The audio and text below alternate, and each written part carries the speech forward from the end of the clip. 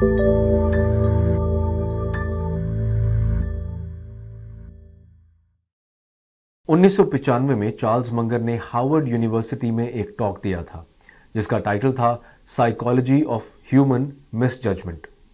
उस टॉक में मंगर ने 24 अलग कॉग्निटिव बायसेस और वो कैसे हमें पुअर डिसीजन लेने को फोर्स करते हैं उसे एक्सप्लेन किया था। हम इस वीडियो में कुछ एग्जाम्पल्स के साथ उनमें से 7 बायसेस को एक्सप्लेन करेंगे और कुछ स्टेप्स को देखेंगे जो आप उनके इफेक्ट से बचने या कम से कम उन्हें मिनिमाइज करने के लिए उठा सकते हैं। अगर आप पूरे टॉक को सुनना या ट्रांसक्रिप्ट को रीड करना चाहते हैं तो उन लिंक्स को जरूर चेकआउट करें जो हमने इस वीडियो के डिस्क्रिप्शन में दिए हैं। असल में इस पूरे वीडियो के दौरान हम कई रिलेटेड आर्टिकल्स और रिसोर्सेज को लिंक आउट करेंगे जो आपको इस सब्जेक्ट को बेहतर तरीके से समझने में मदद करेंगे, इसलिए आप अपनी सुविधा के अनुसार उन्हें जरूर देखें। तो आइए शुरू करते हैं।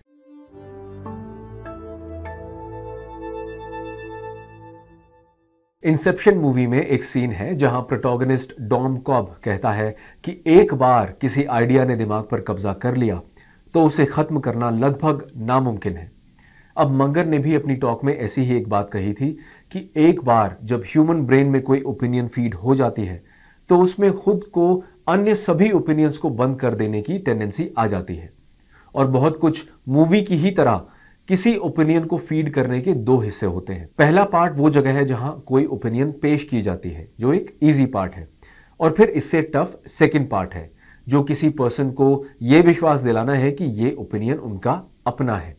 आप देखें कि यहां क्या होता है कि लोग आमतौर पर ओपिनियन से एक्शन पर जंप नहीं करते, और किसी ओपिनियन को ओन अप करने का ये प्रोसेस जो अक्सर लोगों के छोटे छोटे कामों को करने और डिक्लेरेशंस का रिजल्ट होता है, जब तक कि कंसिस्टेंसी नहीं आती और ये एक हैबिट का रूप ले लेती है।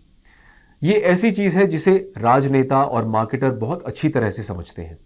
और यहां पढ़ने के लिए एक और दिलचस्प केस स्टडीज में से एक ये है कि कैसे नेस्ले ने जापान जैसे पारंपरिक रूप से चाय पीने वाले देश को कॉफी पिलाना शुरू कर दिया।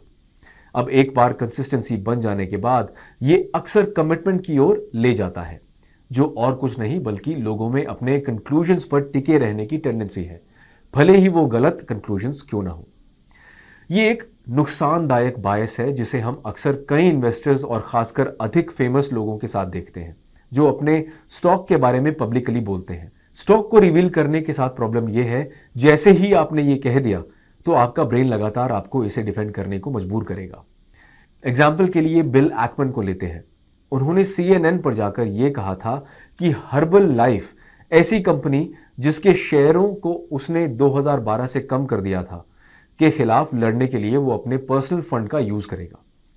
उसने 2014 में ये पब्लिक कमिटमेंट की और इसके नतीजे के रूप में उसने 6 और सालों तक उस स्टॉक को अपने पास बनाए रखना जारी रखा, जो उसके और उसके इन्वेस्टर्स के लिए बहुत लॉस वाला साबित हुआ। हमारी सलाह यह है कि इन पब्लिक अपने इन्वेस्टमेंट के बारे में बात करते समय ज्यादा रूप से सावधान रहें, क्योंकि आप जितनी ज्यादा बात करेंगे आपके ब्रेन में उतना ही ज्यादा बायस पैदा होगा। असल में गाय स्पियर ने अपनी बुक में यह कहा था, और मैं उन्हें कोट करता हूं, इन वर्षों में मैंने यह रियलाइज करना शुरू किया है कि उन स्टॉक्स के बारे में जो मेरे पास हैं पब्लिकली बोलना एक बुरा आइडिया था। इशू ये नहीं है कि दूसरे इन्वेस्टर्स मेरे बेस्ट आइडियाज को चुरा लेंगे। रियल प्रॉब्लम यह है कि ये मेरे हेड के साथ खिलवाड़ करता है। जैसे हमने कोई पब्लिक स्टेटमेंट दे दिया, साइकोलॉजिकली उससे पीछे हटना बहुत मुश्किल हो जाता है जो हमने कहा है, भले ही हमें उस राय पर रिग्रेट ही क्यों ना हो।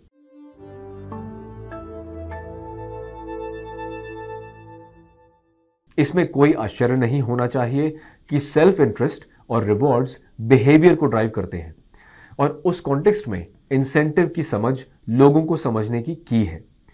चार्ली मंगर ने अपने टॉक में जोर दिया था कि सही इंसेंटिव प्रोग्राम को डिजाइन करना सही बिहेवियर इंश्योर करने की है। वो फेडेक्स कॉरपोरेशन का एग्जाम्पल लेते हैं, जिसने एम्प्लॉय को घंटे के हिसाब से पे करने से बदलकर शिफ्ट के बेसिस पर पे करना शुरू कर दिया। कॉम्पनसेशन स्ट्रक्चर में इस छोटे बदलाव ने बिहेवियर में बदलाव पैदा कर दिया और सिस्टम को और एफिशिएंट और सटीक बना दिया, जिसके लिए मैनेजमेंट कोशिश कर रहा था। मंगर इस पॉइंट को और बढ़ाते हुए यह भी कहते हैं कि अगर सही तरीके से डिजाइन नहीं की गई तो इंसेंटिव एक डिसेंट पर्सन को भी इमोरल बिहेवियर डिस्प्ले करने में बदल देगा। उन्होंने जेरोक्स के सेल्समैन का भी एग्जाम्पल दिया जो अपने कस्टमर को कम एडवांस्ड ज्यादा महंगे प्रिंटर बेच रहा था केवल इसलिए कि उस पर उसे अधिक कमीशन मिल रहा था। कमीशन और इंसेंटिव स्ट्रक्चर की डिजाइन फाइनेंशियल सर्विस इंडस्ट्री में एक बड़ी प्रॉब्लम एरिया रही है। यही वो चीज है जो किसी फाइनेंशियल एडवाइजर को एक टर्म प्लान के बजाय एक एंडाउमेंट प्लान, म्यूचुअल फंड की जगह यूलिप, डायरेक्ट के बजाय रेगुलर प्लान और कुछ मामलों में इंडेक्स फंड की जगह एक एक्टिवली मैनेज फंड पेश करने के लिए एंटाइज करती है। एक इन्वेस्टर के रूप में यह हमारे फेवर में है कि हम सीखें, पढ़ें, सेकेंड ओपिनियन मांगें और एडवाइजर जो आपको बताता है उस पर हर चीज को डबल चेक करें। क्योंकि अगर आप ऐसा नहीं करेंगे तो जैसा कि कहावत है, अगर आप बहुत देर तक नाई की दुकान के आसपास भटकते रहेंगे तो कोई ना कोई आपका हेयर कट कर देगा।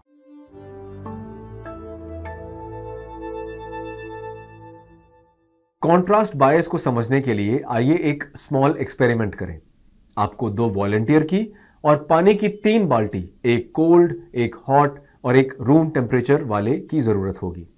यहां आइडिया यह है कि हर एक वॉलंटियर अपना हाथ या तो हॉट वाटर में या कोल्ड वाटर में डालेगा और 1 मिनट के बाद वॉलंटियर अपने हाथ को रूम टेम्परेचर वाली बाल्टी में ट्रांसफर करेगा। अब अगर इस एक्सपेरिमेंट को ज्यादा लोगों के साथ किया जाता है तो जिस व्यक्ति ने हॉट वाटर में हाथ डाला था वो शायद यही कहेगा कि दूसरी बाल्टी ठंडी है, और जिस वॉलंटियर ने कोल्ड वाटर में हाथ डालने के साथ शुरुआत की थी उसे रूम टेम्परेचर वाली बाल्टी थोड़ा ज्यादा गर्म महसूस हो सकती है। यही कॉन्ट्रास्ट इफेक्ट है और हम इसे इन्वेस्टमेंट में काफी देखते हैं। एग्जाम्पल के लिए रियल एस्टेट एजेंट्स के लिए यह एक कॉमन ट्रिक है कि वो आपको 2 हाईली ओवरप्राइज्ड घर दिखाते हैं और एक पुअर क्वालिटी का घर दिखाते हैं और फिर एक मॉडरेटली ओवरप्राइज्ड हाउस दिखाते हैं। ये मॉडरेटली ओवरप्राइज्ड हाउस वो है जिसे वो असल में बेचना चाहते हैं, लेकिन एक कॉन्ट्रास्ट इफेक्ट का यूज करने के द्वारा रियल एस्टेट एजेंट ने उस 4th हाउस को बेहतर डील के रूप में प्रेजेंट करने की कोशिश की। दूसरे शब्दों में 3 इंफीरियर ऑप्शन को पहले दिखाने के जरिए वो आपके ब्रेन को सेंसेशनली सोचने के लिए पुश करते हैं बजाय इस इंफॉर्मेशन को एनालिटिकली कंप्यूट करने के। हम स्टॉक मार्केट के बारे में भी ये चीज देखते हैं। इन्वेस्टर्स ने उन स्टॉक के प्रति बहुत ज्यादा एक्साइटमेंट दिखाया जो अपने 52 वीक्स के लो के निकट थे। एक बार फिर यह कॉन्ट्रास्ट इफेक्ट ही काम कर रहा होता है जब दिमाग यह मान लेता है कि 52 वीक्स का यह लो प्राइस 7 महीने पहले की तुलना में बहुत बढ़िया डील है जब वही स्टॉक डबल प्राइस पर अवेलेबल था। इन सिचुएशन से बचने के लिए यह इंपॉर्टेंट है कि आप रिलेटिव टर्म में सोचने की बजाय किसी आइटम के वैल्यू के बारे में एब्सोल्यूट टर्म में सोचें। एग्जाम्पल के लिए, हालांकि टेस्ला स्टॉक ने पिछले 1 महीने में लगभग 26% गंवा दिया है, इसने पिछले 2 सालों में 1000% से अधिक गेन भी किया है। आपके डिसीजन मेकिंग में इस पर भी ध्यान किए जाने की जरूरत है। इसलिए कभी भी आपके सामने पेश किए गए नंबर में उलझे न रहें। अपने आप से इस तरह का सवाल पूछें, इस घर का करेक्टली अप्रेज्ड वैल्यू क्या हो सकता है, या वो सही प्राइस क्या है जिस पर आपको इस स्टॉक को खरीदना चाहिए।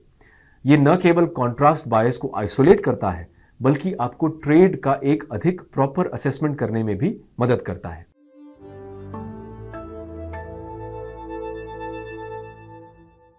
सोशल प्रूफ ये बिलीफ है कि मेजॉरिटी बेहतर जानता है।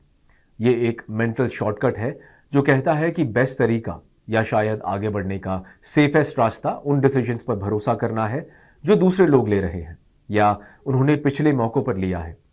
बिहेवियर बदलने में यह बायस बहुत पावरफुल हो सकता है और अगर आप उसे एक्शन में देखना चाहते हैं तो सोशल कॉन्फॉर्मिटी पर 3 वीडियोस को जरूर देखें जिन्हें हमने डिस्क्रिप्शन में लिंक किया है। अब सोशल प्रूफ के बारे में अच्छी चीज यह है कि यह इसे डिफाइन करने में हेल्प करता है कि किसी सोसाइटल फ्रेमवर्क में क्या नॉर्मल बिहेवियर है। ऐसी चीजें जैसे किसी मीटिंग में जाते समय अपने फोन को साइलेंट रखना, किसी रेस्टोरेंट में घुसते समय प्रॉपरली ड्रेस्ड रहना या किसी पूजा स्थल पर जाते समय अपने जूतों को हटा देना। फ्लिप साइड पर सोशल प्रूफ बहुत हार्मफुल भी हो सकते हैं अगर खुद का कंसेंसस ही गलत हो तब। इसका सबसे पॉपुलर एग्जाम्पल वो है जिसे हम स्टॉक मार्केट बूम या क्रैशेस के दौरान देखते हैं, जब मेजॉरिटी पुअरली बिहेव कर बैठती है जिसका उन्हें खुद नुकसान हो जाता है। अब हमारी राय में ऐसे दो अप्रोच हैं जिनसे सोशल प्रूफ बायस के नुकसानदायक इफेक्ट को कम करने की कोशिश की जा सकती है। पहली टेक्निक सिंपल है और वो ये है कि एक चेकलिस्ट से कंसल्ट किया जाए ताकि ये देखा जा सके कि काउंटरवेलिंग थ्योरी करेक्ट है या नहीं। अक्सर ठीक से डिजाइन की गई चेकलिस्ट गैप्स को हाईलाइट करने में केपेबल होगी। एक दूसरा वर्केबल अप्रोच स्पेसिफिक्स पर गौर करने और अक्सर क्यों पूछने की आदत डालने की है।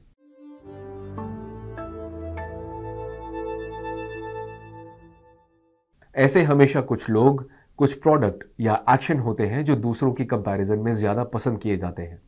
इससे हम भी कुछ बायस करने लगते हैं। एग्जाम्पल्स के लिए, हम उनके फॉल्ट को इग्नोर करने लगते हैं, हम प्रोडक्ट के एक खास सेट को फेवर करते हैं और हम जिसे पसंद करते हैं उसे फैसिलिटेट करने के लिए फैक्ट को डिस्टॉर्ट भी करते हैं। इसके अलावा बायस बहुत अधिक एक्स्ट्रापोलेट की ओर भी ले जाता है। एग्जाम्पल के लिए, लोग अक्सर मान लेते हैं कि जो लोग फिजिकली अट्रैक्टिव होते हैं वो ही ज्यादा कॉम्पिटेंट भी होते हैं, जबकि ऐसा नहीं भी हो सकता है। अब हम सभी ने इस quote don't fall in love with the stock के बारे में सुना है। यह पसंद करने के बायस को रीइंफोर्स करने का एक तरीका है और एक सुझाव है कि इमोशनल तरीके से इन्वेस्टमेंट को इवैल्यूएट करने के बजाय एनालिटिकल बेसिस पर ऐसा करना बेहतर रहेगा। असल में पसंद करने का बायस सबसे अजीब कारणों से भी दिख सकता है।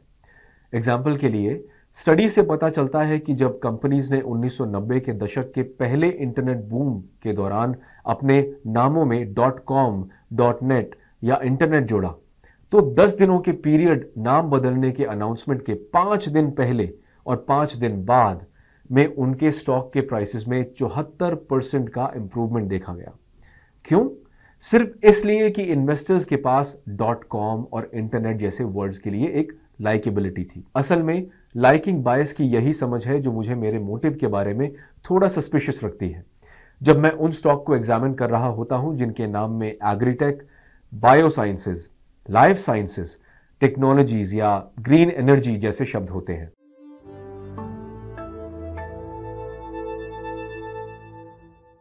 पिछले साल एट सम पॉइंट हमने अपने ऑफिस के कोलीग्स के 2 ग्रुप के बीच एक इंटरेस्टिंग सर्वे किया। पहले ग्रुप से हमने एक सवाल पूछा कि आप किस तरह के ड्राइवर हैं, यानी आप एवरेज से अच्छे ड्राइवर हैं या एवरेज से कम अच्छे ड्राइवर हैं। इसके नतीजों ने हमें दिखाया कि 76% रिस्पोंडेंट्स ने खुद को एवरेज से अच्छा ड्राइवर के रूप में टैग किया। अब रिस्पोंडेंट्स के दूसरे सेट से हमने उनके दूसरे ड्राइवर्स के ड्राइविंग स्किल्स को रेट करने को कहा जो उनके साथ राइड शेयर करते हैं, कि वो एवरेज से अच्छे ड्राइवर हैं या एवरेज से कम अच्छे ड्राइवर हैं। इस मामले में 88% रिस्पोंडेंट्स ने महसूस किया कि दूसरे ड्राइवर्स एवरेज हैं या एवरेज से कम अच्छे ड्राइवर्स हैं। इसी को एक्सेसिव सेल्फ रिगार्ड बायस कहते हैं। यह एक पार्शियलिटी है जहां लोग अपनी एबिलिटीज को ओवर एस्टिमेट करते हैं और इसी के साथ दूसरों को अंडर एस्टिमेट करते हैं। ये वो चीज है जो आप और मैं हम सब करते हैं। एग्जाम्पल के लिए, अगर ऑफिस में कोई काम आसानी से आपके पास आता है, यानी आपके पास रिक्वायर्ड स्किल्स हैं, तो इसके बहुत चांसेस हैं कि आप उस टास्क को इजी रेट करेंगे और आसानी से इस बात को अनदेखा करेंगे कि आपके बाकी कोलीग्स को ये कैसा लगता है। जब बात इन्वेस्टिंग की आती है तो हालांकि कॉन्फिडेंस और कन्विक्शन एसेंशियल रिक्वायरमेंट्स हैं, एक्सेसिव सेल्फ रिगार्ड बायस का नतीजा लोगों को यह सोचने पर मजबूर कर सकता है कि वो स्टॉक पिक करने में बेहतर है, जबकि रियलिटी में शायद ऐसा ना हो। इसका इन इफेक्ट मतलब हुआ कि जब ये इन्वेस्टमेंट एडिक्वेट रिटर्न प्रोड्यूस करने में फेल हो जाते हैं तो एक्सेसिव सेल्फ रिगार्ड वाले लोग बदकिस्मती से अपने खुद के खराब फैसले लेने की स्किल को नहीं देख पाते। इस बायस को मैनेज करने का एक इफेक्टिव तरीका एक चेकलिस्ट को यूटिलाइज करना है जो कई साइकोलॉजिकल बायसेस को दूर करने में ब्रिलियंटली काम करता है, जिसकी चर्चा हमने इस वीडियो में की है। असल में एक ऐसी बुक जो सबकी रीडिंग लिस्ट में होनी चाहिए वो है डॉक्टर अतुल गावंडे की द चेकलिस्ट मैनिफेस्टो, जो एक्सप्लेन करता है कि किस तरह यह सिंपल आइडिया आपके इन्वेस्टिंग में और आमतौर पर जीवन में एक ट्रेमेंडस डिफरेंस ला सकता है।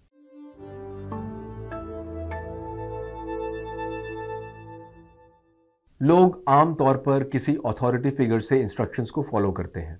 मैं फिर से कहना चाहता हूं कि लोग आमतौर पर किसी अथॉरिटी फिगर द्वारा दिए गए इंस्ट्रक्शंस को ब्लाइंडली फॉलो करते हैं। पेरेंट्स, आपका बॉस, पुलिसमैन, डॉक्टर, उनमें से प्रत्येक किसी सब्जेक्ट में उनकी एक्सपर्टीज के कारण एक खास स्तर की अथॉरिटी रखते हैं। अब किसी अथॉरिटी के इंस्ट्रक्शंस के पालन के अपने लाभ होते हैं। ये एक क्विक मेंटल शॉर्टकट होता है। इसमें शायद कुछ या बहुत से सोशल प्रूफ हैं जो इसमें एम्बेडेड होते हैं। आपको कोई फैसला लेना नहीं होता, और अगर कुछ गलत हो जाता है तो आप हमेशा अथॉरिटी फिगर से उम्मीद कर सकते हैं। लेकिन इतना कहने के बाद ओबीडियंस बहुत हार्मफुल भी हो सकती है। आखिरकार ये पॉसिबल है कि लीडर गलत हो, शब्दों को गलत भी समझा जा सकता है, और इससे भी बुरी बात यह है कि अथॉरिटी फिगर हो सकता है आपको मैनिपुलेट कर रहा हो। इस रेफरेंस में सबसे फेमस एक्सपेरिमेंट में से एक 1960 के दशक में येल यूनिवर्सिटी के साइकोलॉजिस्ट स्टैनली मिलग्राम द्वारा किया गया था। उनके द्वारा डिजाइन किए गए एक्सपेरिमेंट का यूज एक्ट परफॉर्म करने की पार्टिसिपेंट की इच्छा को मेजर करने के लिए किया गया, जो उनके अपने कॉन्शियंस के अगेंस्ट गया था, लेकिन यह किसी अथॉरिटी फिगर के इन्फ्लुएंस में किया गया था। उन स्टडीज के रिजल्ट बताते हैं कि किसी अथॉरिटी फिगर या किसी एक्सपर्ट के प्रेजेंस में इंस्ट्रक्शन की दिशा में पार्टिसिपेंट के ओबीडियंस का लेवल काफी ज्यादा था। यह एक्सपेरिमेंट थोड़ा कंट्रोवर्शियल था, और अगर आप थोड़ा और स्पेसिफिक्स चाहते हैं तो उस वीडियो को जरूर देखें जिन्हें हमने डिस्क्रिप्शन में लिंक किया है। मुझे भरोसा है कि आप इसे बहुत इंसाइटफुल पाएंगे। अब इन्वेस्टिंग के पास अथॉरिटी फिगर्स की कोई कमी नहीं है। हमारे पास Twitter, Telegram, WhatsApp, Instagram, television, YouTube पर स्टॉक मार्केट गुरुज और इन्वेस्टिंग एक्सपर्ट्स हैं।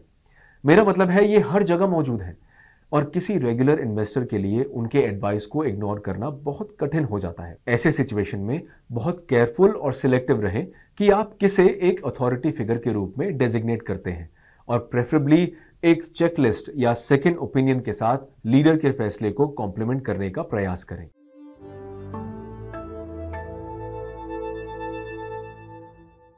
जहां चार्ली मंगर के कुछ बायर्स किसी वैक्यूम में काम करते हैं, उनमें से मैक्सिमम कलेक्टिव बेसिस पर ऑपरेट करते हैं। असल में इसके लिए एक नाम है, और मंगर इसे लोलापलूजा इफेक्ट कहते हैं, जो तब होता है जब सोशल प्रूफ, कॉन्ट्रास्ट बायस, कंफर्मेशन बायस एटसेट्रा जैसे डिफरेंट बायसेस सभी एक साथ मिलकर किसी व्यक्ति को एक विशेष एक्शन लेने की ओर ले जाते हैं। अब बायसेस पर मंगर का टॉक लगभग 28 साल पहले दिया गया था। ये आज की ऑलवेज कनेक्टेड ऑलवेज मूविंग दुनिया में कहीं ज्यादा एप्लीकेबल है। मेरे जैसे किसी व्यक्ति के लिए मंगर के शब्द एक रिमाइंडर भी है कि ऐसी दुनिया में जहां इतना ज्यादा नॉइज है, इतनी ज्यादा इंफॉर्मेशन है, ये इंपॉर्टेंट है कि आप अपने हाईएस्ट वैल्यू से गाइडेड हों और हमारे बायसेस हमारे गोल को डिविएट न होने दें। मैं इस वीडियो को खुद मंगर के एक कोट के साथ ही क्लोज करना चाहूंगा, जो उस चीज को परफेक्टली सम अप करता है जो हमने आज सीखा है। We have a habit of distorting the facts until they become bearable for our own views. इसलिए प्लीज फैक्ट्स को सेल्फ डिस्टॉर्ट ना करें, अपने बायसेस को समझें, बेहतर फैसले लें। इस वीडियो को लाइक करें, इस वीडियो को शेयर करें, ईटी मनी यूट्यूब चैनल को सब्सक्राइब करें, और मैं आपसे अगले सप्ताह एक और इंसाइटफुल वीडियो के साथ मिलने के लिए उत्सुक हूं। Mutual fund investments are subject to market risks. Read all scheme related documents carefully.